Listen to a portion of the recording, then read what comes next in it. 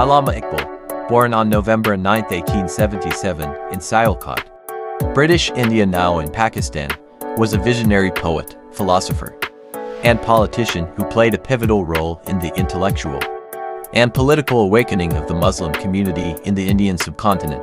His life story is a journey marked by profound thought, poetic brilliance, and a passionate commitment to the empowerment of his people. Iqbal belonged to a family deeply rooted in Sufi traditions, and his early education was steeped in the study of Persian and Arabic literature. He displayed an exceptional intellect from a young age, earned degrees in philosophy from the University of Cambridge and the University of Munich.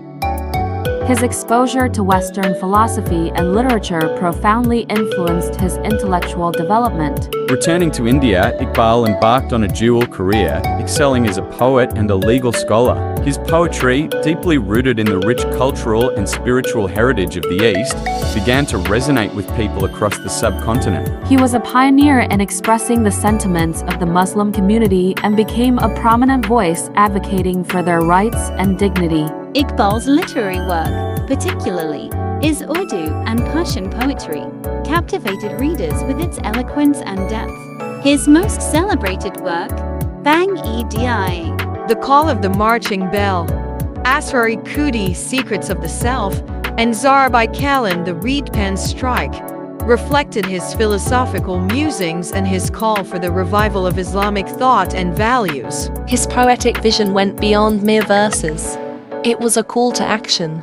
Iqbal believed in the power of the individual to shape their destiny and saw education as the key to empowerment. Importance of self-discovery, urging individuals to rise above societal constraints and cultivate their unique potentials. As the political landscape in India evolved, Iqbal's role shifted from a poet to a political philosopher. He actively participated in the political arena, advocating for the creation of a separate Muslim state.